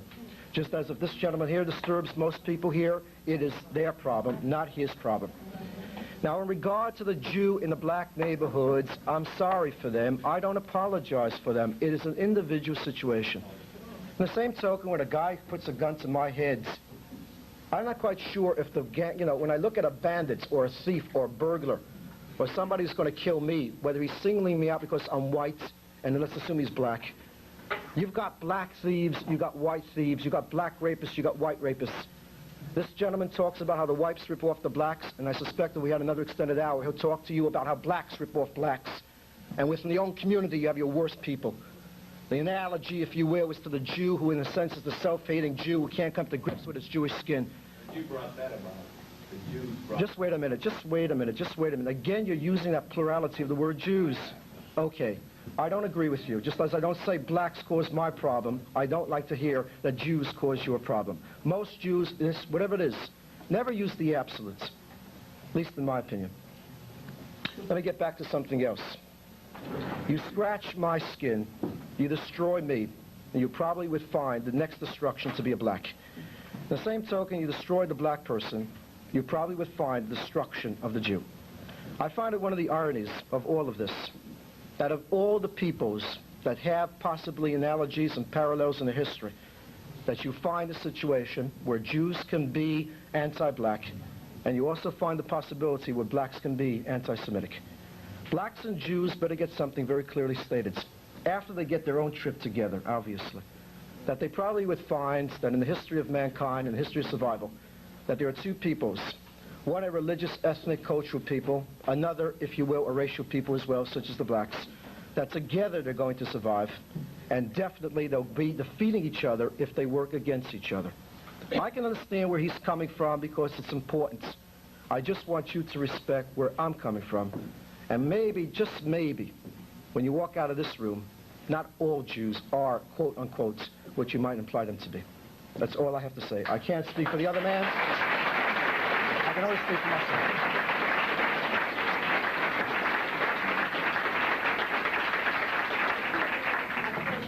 The point I was trying to make is, okay, they keep saying that they have this togetherness with us, but I haven't seen 1 ounce of it yet in all the years I've been existing. Now, you can point... Okay, now I understand what you're getting. All right, some Jews have this ability to speak this way. Other Jews would not. In the same token, I suspect the Jew who speaks this way can probably be asked by another Jew, follow me now, well, these blacks, what is it in there for us? I mean, do they really cooperate with us? Do they really help us when our synagogues get swastikas, when our synagogues have anti-Semitic language on it and stuff like that? You have to understand that people are people. And the bottom line of all this is that you've got limbs and I've got limbs. Your capillaries and your blood is my capillaries and my bloods. Do you understand? All right, just 1 minute now. Some of you might have a different position.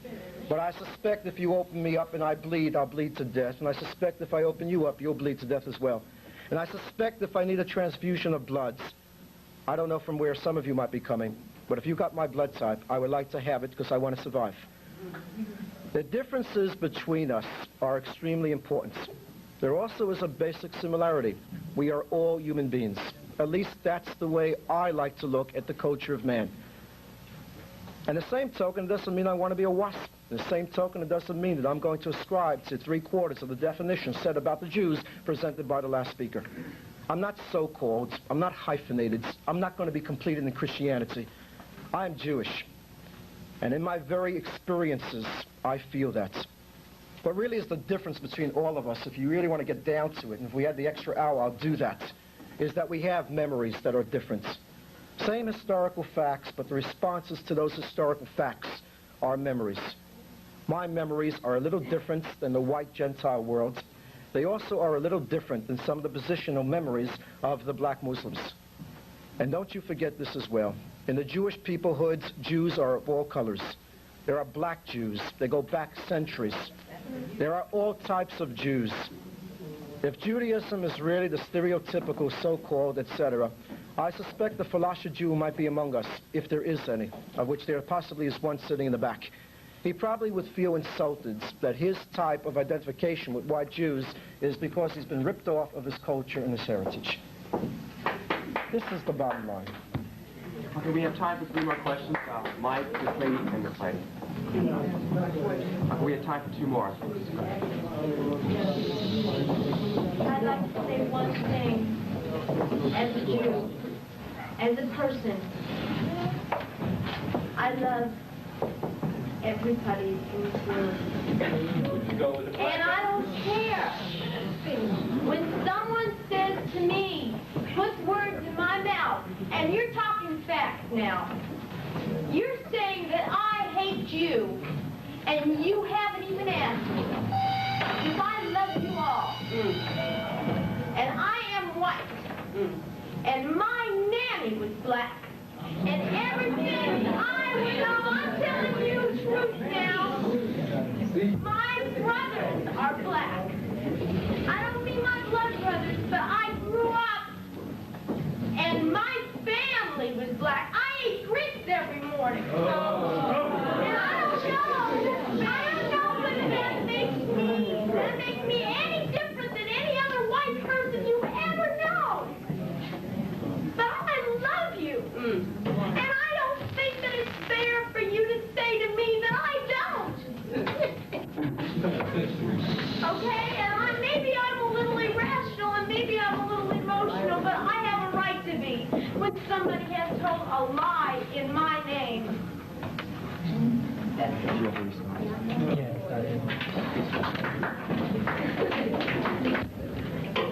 The scripture says in the book of Exodus that the people would be judged all the way to the 3rd and the 4th generation. And certainly that must go beyond. I understand your pain. I understand your pain to the degree of knowing that a new generation of whites that is coming up. You now hate the racism. You hate the slavery, the misuse and abuse and mistreatment of people, black people and other people around the world that your fathers and ancestors before you have perpetrated against the world. But the scripture says that that would be prophecy, that your heart would be in that way so that you would be one of the instruments that God would use to bring this society down. So the book says Satan would begin to cast out Satan. And how then could his kingdom stand? And I understand your pain, because here you have come to a table and you didn't do any of those things. You have come to a table that is already set and prepared, that your parents or your parents' parents all the way down the line in history set, and death is sitting at the head of the table. So whatsoever one soweth, that shall he also reap. Right. The seeds were sown of murder, hatred, colonialization, slavery, and bloodshed yesterday. But the harvest time is today. And you just happen to be born in the time of the harvest, and you must reap the harvest of your fathers, because the nature of your people is still in you, and no matter how long your hair is and how soft your voice is, you still have the potential that they had. But your job today and your divine mission will be to rise up against those of your own race who came before you.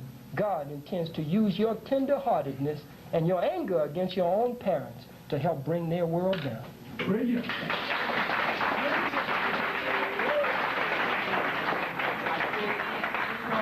Sorry, I said a few minutes ago that was the last question. If you have, I'm sorry. No, sir. No, sir. Why, they have to give up the hall? They still got to come. I mean, you last question. I'm saying that. Well, they're the only questions left. If you're not in the aisleway, then you can't ask a question. If you're not there, and you can't ask a question. Before the questions are asked, this is not trying to throw a damper or anything, but the understanding by me, at least my ability to participate, is until the 2 o'clock hour. Yeah, there are other commitments, but everybody, I understand, is welcome to stay as long as they want. So this will be the last question, then the speakers will have a summary. You've got 2 people in the hour. You can't ignore the other lady. 3 questions. Quickly ask your question. Yes, sir. Mr. Garber, my question to you is that I heard the rabbi say that Abraham was his father, the pioneer of the Jewish religion. I want to know it, and and when minister came before us, said that that the Jews today are the so-called Jew and not of the original Jew. And you say that you are not a so-called Jew. How can you prove that you are the original Jew? All right, your question really beckons an academic response. Part of this hour, as far as I'm concerned, is not academic. Part of the hour is emotional, it's feelings, it's the chemistry, the nature that makes up a person. If you want an academic response, people, then we have to play with an academic by game, or an academic, type of bylaws, which I'm prepared to do because I know Semitics, I also know the Hebrew Bible, and I know how to deal with etymologies. I don't feel that that is the purpose of this whole hour the way it is developed. When a person is told so-called, don't you understand what comes across? It's just like the white person who leaves from an audience like this. It's just like if I say, woman, you're black, but I use the term Negro and begin to walk around and say she and stuff like that. It's an insult. You become immediately defensive. That's why the good rabbi responded the way he did. I understand where the speaker's coming from. He's trying to make a point. The problem is most of you out there are untrained, if you will, in rhetorics. I can also make points like that. I can also stomp my hands and do my little jiggerbug, etc. And if I ever did something like that, it is not meant to be insulting. It's meant to make a point. Hence, immediately when a person is threatened this way, so-called, immediately he becomes very defensive. I am stating what I understand to be my self-value. I am not so-called. I'm not inferior. I'm not superior. I happen to be a Jew. If my line goes all the way back to Abraham, probably not. Just like your lines probably don't go all the way back to the original primitives or the original civilization in Africa and stuff of this nature. I don't give a damn about origins. I want to know what your belief system does to make you a better person. If your belief system makes you a better person by the teachings that you're able to follow, so be it. But in the same breath, understand me and understand me well. My belief system, my people, my culture makes me the person I am today. I don't walk out of here feeling that I've slaughtered a Goliath or David has slaughtered me. I walk out of here that I at least have been non-apologetic, and I would also like to say, likewise, non-polemical. I don't have to score points by citing, as it were, the ideal Muslim or the ideal black or the ideal Christian and then chop them down to score my points. That was my whole point before. And if it somehow is negative to most of you, and if it's not a popularity contest and I'm winning here and I'm not getting brownie points, so be it. I've got to be true to my own skin. I've got to be true to my own skin, and to be true to my own skin is not to knock down another culture and another people. In the same token, I know when another person comes to his own skin, this is how he does it. Fine. People walk out of rhetorics. I'll tell you why. Because they're not sure of where the hell they are. I'm not threatened by anybody's anti-Semitism, whether it is physical, cultural, or spiritual. You want to know why? Because I have worthwhileness in being who I am. I have worthwhileness in knowing that a tradition called the Jews has made me the better person that I am today. For others, it's another culture. For me, it is this. You can't question it. It is a statement of myself. And that's where it stands. May I, I'm sorry, that was the last question.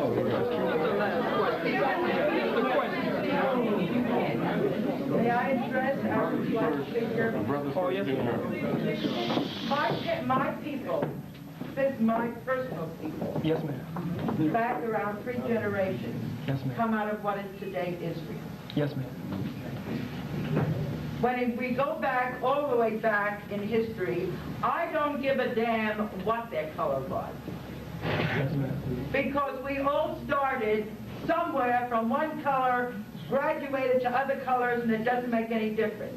What does make a difference, and why I walked out before, is because at this time in life, by your people, my people, Christian people, and all people, we have only one mission, not to bring hatred, but to find out how the hell we're going to get along together. And we are not going to get along together listening to you or anyone else bring hatred. I don't know who the person is that opened up a shop in the black neighborhood. They could have been the most godly person out. They could have been the other kind. Does it make a difference? Do they have to have a label? Why aren't we getting together with the fact of saying we are people and let's start working as people? I appreciate your question. And it's a good question or statement. Perhaps the answer may be a little better. Black people are not racist. We have never been. I listened to you all the way out. I gave you respect.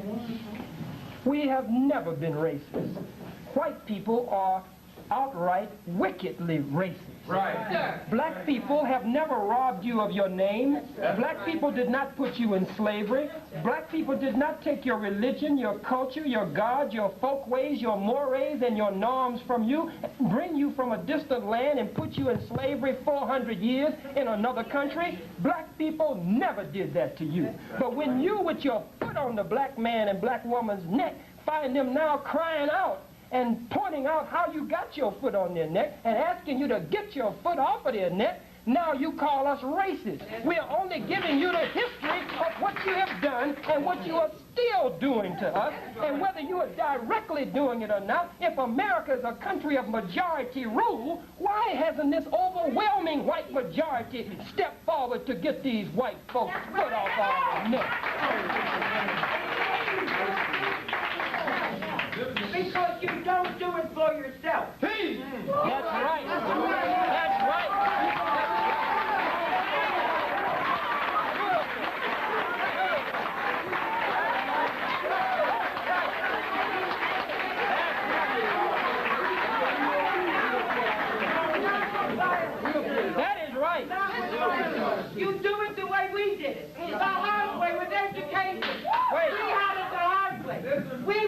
But you stole and cheated. We can't do that. We didn't steal and we didn't cheat. But our parents came over from Europe, they came over with nothing. And what do you think they got? They had to do it the hard way. When I went to school, I was told I was no good. The Massachusetts By other white folks. When I We was never out told to you get you a were no job- good because we thought you were God. Well, you couldn't get a job that I couldn't get because you were black. When I went to try to get a job, I couldn't get a job, but you could, you were black. So don't tell me we didn't have it. We went back to school because it's the only way we could learn and get there. Okay, we got another question. You can all go to school. Violence will learn to get violence. We're not talking about violence, man. Okay. Well, just All right, Muriel. We're not talking about violence. We're talking about, as I heard the professor here say, and I think maybe the rabbi said, we're talking about self-defense. Black people have never been violent. You've drug us in the streets, you've turned water hoses loose on us, you shoot us down like dogs, and with Dr. King, with his good heart, Dr. King and others would just hold hands and sing. Wouldn't even fight back while you drug them in the streets. But we're talking about self-defense. We're saying that if we can bleed, you can bleed too.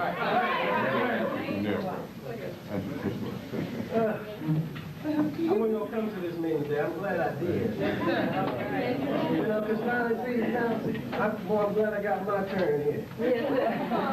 I'm so tired of all these people talking about what they ain't did and what they have done and all this. You know what I mean? I ain't did nothing to nobody. When none of the black people who were drugged and castrated and treated like dogs throughout our lives did nothing either. That's right. Could nobody. That's right. Do you hear where I'm coming from?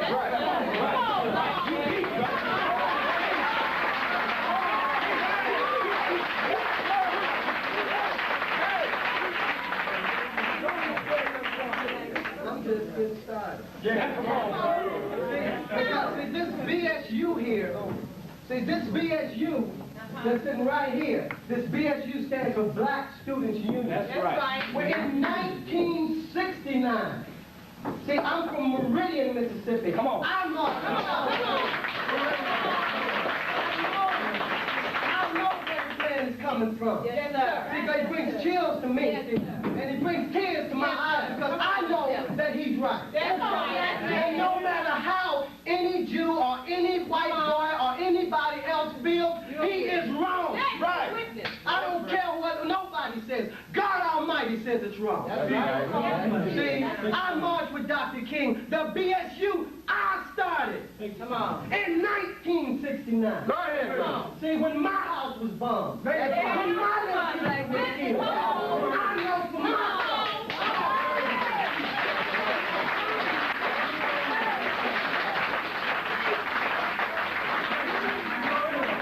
everybody's talking about their scars all over their body and all this. I want you to know right now, check half the black bodies walking around. All the police that we have to face are white. That's right. We don't, because of the white man, he hired them. We didn't. We didn't go in here. I don't go in here. I don't go in here.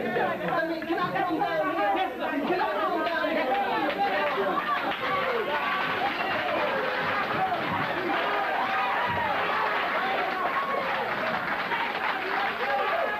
I don't even want to hear it. I don't even want to hear it. I have been waiting for this. I don't want to hear it. To me, it's just what this reverend said it was. It is rhetoric. It is bullshit. It's what it is. See, because my body is scarred by the Klan. My body is scarred by Jews. Not by no black man. See, the stealing that we do, the taking that we do, the robbery that we do, is caused because we didn't have enough.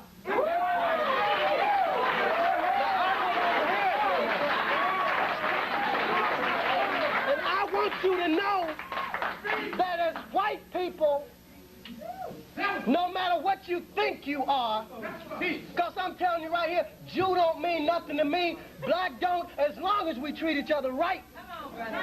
You see where I'm coming from? I don't want to hear it no more, see, because when I saw my little sister get blown 40 feet in the air, I knew right then that somebody out there was wrong. And I've been waiting for this opportunity to tell you. See, come on, bro. Now, I'm telling you tonight, everybody was mad and so Dr. King was crazy for hollering, free at last, free at last. And didn't no black man pull his trigger. Get back, brother. I want to talk right now. No, I don't want to hear it. See, they blew him away, and I didn't see a black man pull the trigger. I didn't see him pull the trigger. You know what, brothers and sisters? Yes, sir. Everybody, I want you to know, because what's done in the light, it's done in the dark, will come to the light. And it is now beginning to change. Because we, as the black man, are the dominant one. See, this is from Miss Loin here. I can take anybody, and this is the truth. Because the white man says that 10% black blood is black. That's what he said. See, so if that means that if it only takes 10% and there's 90% of his there, that we are the dominant one. See, and this is what the white man fears. This is what he fears. This is what's got him afraid of the black man today. See, you're talking about the dominant one? We are. It is proven. See, to this day, and the Jews have been going through it since the beginning of time, and they're still not totally free. We went through it 400 years and have the advantages of this man. We came here in chains. That's right. But we got him to take him off of us, and he let him know that he was wrong. Now, I'm telling y'all today, see, because the 3 civil rights workers killed in Mississippi, in Meridian, Mississippi, my mama put the last meal in their bellies. Come on. Hey, because your clan is riding through our neighborhood talking about we killed the nigga's daddy. Right. See, we, not the black man, not the Mexican, but we, the white man. Come on. And the Jew talking about, well, we're not a part of that. Every time I turn around, you're hollering you're white. Right. Your damn hair is kinky as mine. Look at yourself. Look at him. And he's sitting up here telling me, I'm proud to be a Jew. When you drop that shit and say I'm proud to be a human being, then it's time. And not until. Now, God Almighty knows I'm telling you the truth today. Now, I want y'all to...